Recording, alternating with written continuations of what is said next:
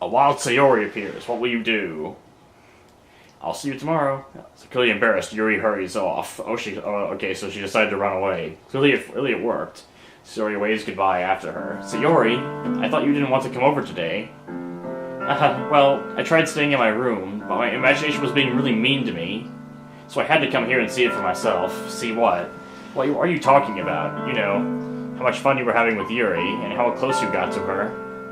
Makes me really happy that you've made such good friends. That's all that matters to me. Tears start to fall down Sayori's face. That's all that matters to me. Why am I feeling this way, John? I'm supposed to be happy for you. Why does it feel like my heart is splitting in half? It hurts so much. Everything hurts so much. This would be so much better if I could just disappear. Sayori, don't say that. It's true, John. If I wasn't here, then you wouldn't have to waste your sympathy on me. You wouldn't have to put up with me being selfish. Okay, seriously. You need antidepressants. Very, very badly. Monica was right. I should just... Monica? Monica was right about what?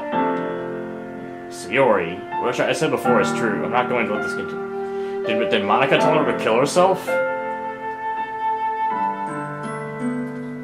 Okay, that's probably a huge jump, but the way that she said you three and the fact that Sayori is depressed, Monica probably knew before Monica may very, very well have known, so something that makes me happy. Alright, I should also check the history again. I think I skipped that by accident. Caring about you like this isn't the burden your mind is making it out to be. It's something that makes me happy. It's something that I wouldn't trade for anything else. Except $50 billion. I might trade for that. So even if it takes an entire lifetime, I'm going to be by your side until you don't feel any more pain. But... Sayori looks away. I put a hand on her shoulder to reassure her. I'm scared, John. I'm really scared. What are you scared of, Sayori? I'm scared that I might like you more than you like me. Sayori? It's true, isn't it? I was weak and started to like you too much. I did this to myself.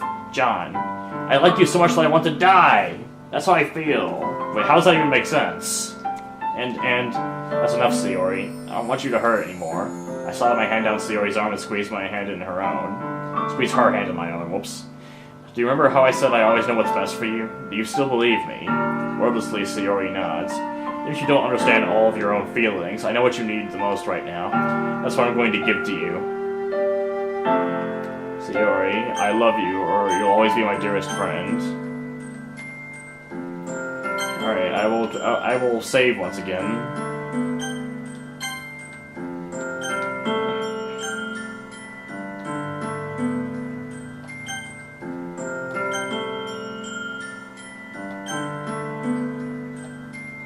I'm just going to say you'll always be my dearest friend in this case.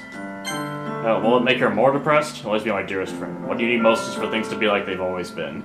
Monica told me the truth. She told me how much happier you seemed after I joined the club. I know you're struggling with some really difficult feelings right now, but please trust me that I know what's best, and it will make you happy in the end. I promise I'll help get things back to the way they were. I see. So he forces a smile through an incredibly pained expression. I guess I can sort of see it. This is what it feels like to get stabbed in the chest. I should write a poem about this. Sayori, it's okay. It's just my punishment, remember? You're being so selfish, so please don't worry about these stupid feelings. I know you're right. I knew this whole time that there's no happiness down that path. That's why I came here, just so I could get the answer I needed to hear. And the other thing, you're also right that I just wanted to go back to the way it was. I realize that now. You really do know me better than anyone, John. I'll trust you with anything at all. So, Sayori's smile finally breaks. All of a sudden she turns around and drops to her knees. Ah! Clutching her head with both hands, she screams as loudly as she can. I'm so shocked that I don't know how to react. I don't either. Sayori looks over her shoulder and flashes me one more weak smile before turning around and running off. Sayori! I'm left helplessly standing in the front of my house. Why am I feeling so horrible about this? There's nothing more that I could have done. All I can do is support Sayori through her feelings and help her on the path that's right. But having as much trouble understanding Sayori's feelings as she is. Even though I can comfort her, I keep wondering if I should be doing something more or something different. I know these thoughts will continue to plague me until things are back to the way they were. I'm going to give it everything I've got. Sayori will always be my dearest friend, and I'll do whatever it takes to put a smile on her face every day. Okay. It's the day of the festival. Of all days, I expected this to be the one where I'd be walking to school with Sayori. Sayori isn't answering her phone. I considered going to her house to wake her up, but decided it's a little too much. I have a feeling I know what's going on. I know what happened, but even though the preparations for the event should be nearly complete. The banner Yuri and I painted is dry, and I gently rolled it up to take with me. She sent me a pleasant text reminding me not to forget anything, and I reassured her. Funny enough, I probably feel the same way as Natsuki about the event. I'm more excited for it to be over so I can spend time with Sayori and Yuri at the festival. Knowing Monica, I'm sure the event will be great too. John, you're the first one here. Thanks for being early. That's funny, I thought at least Yuri would be here by now. Monica is placing little booklets on each of the desks in the classroom.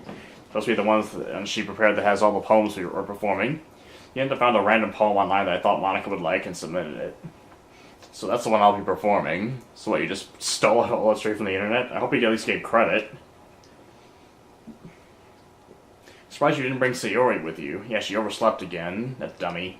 You'd think that it's important she'd try a little harder. I say that, but I suddenly remember what Sayori told me yesterday. Suddenly feel awful knowing it's not really that simple for her. I only said it because it's the way I'm used to thinking. But maybe I should have gone to wake her up after all. Haha. You should take a little responsibility for her, John. I mean, especially after your exchange with her yesterday. You kind of left her hanging this morning, you know? Exchange.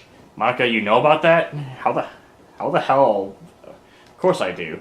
I'm the club president after all, but I stammer embarrassed. Did Sayori really tell her about it that quickly? About how I basically turned down her confession?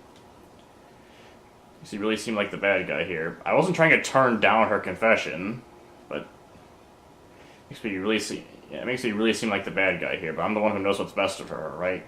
Jeez. You don't know the full story at all, so don't worry. I probably know a lot more than you think, eh? Monica's being as friendly as usual, but for some reason I felt a chill down my spine after hearing that. Hey, you want to check out the pamphlets? They came out really nice. Yeah, sure. The fact that there's no music makes me a little bit apprehensive about this. I grabbed one of the pamphlets laid on the desks. Oh yeah, they really did. Something like this will definitely help people take the club more seriously. And I thought so too. I flipped through the pages. Each member's poem was neatly printed on its own page, giving it an almost professional feel. Recognize Natsuki and Yuki's and Yuri's poems from the ones they performed during our practice. What's this? To Sayori's poem. It's different from the ones she practiced. It's one that I haven't read before. Get out of my head, get out of my head, get out of my head, get out of my head, get out of my head. Get out of my head before I do what I know is best for you. Get out of my head before I listen to everything she said to me. Get out of my head before I show you how much I love you. Get out of my head before I finish writing this poem. But a poem was never actually finished, it just stops moving.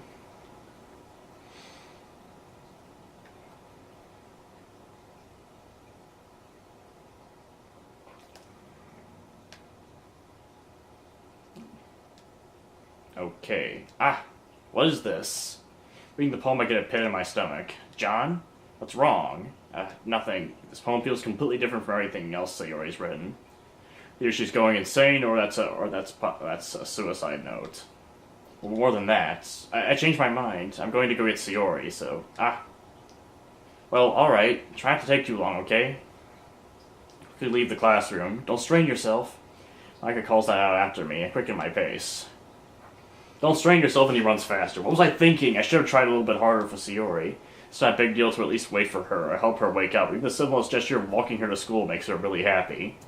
Well, the game didn't give me the option to do that. I would have done that if I had the option. Besides, I told her yesterday that things will be the same as they always have been. That's all she needs and what I want to give her.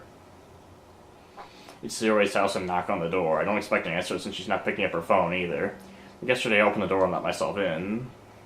Sayori? She really is a heavy sleeper. I swallow. Can't believe I ended up doing this after all. Waking her up in her own house. Isn't that more like something a boyfriend would do? In any case, it just feels right. Outside Sayori's room, I knock on her door. This is about to be really heavy. Give me a second.